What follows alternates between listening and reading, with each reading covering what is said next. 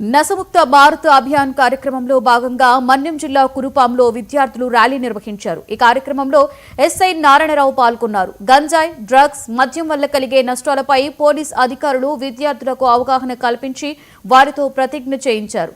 గంజాయి, డ్రగ్స్, మద్యం తాగి జీవితం నాశనం చేసుకోవద్దని సూచించారు.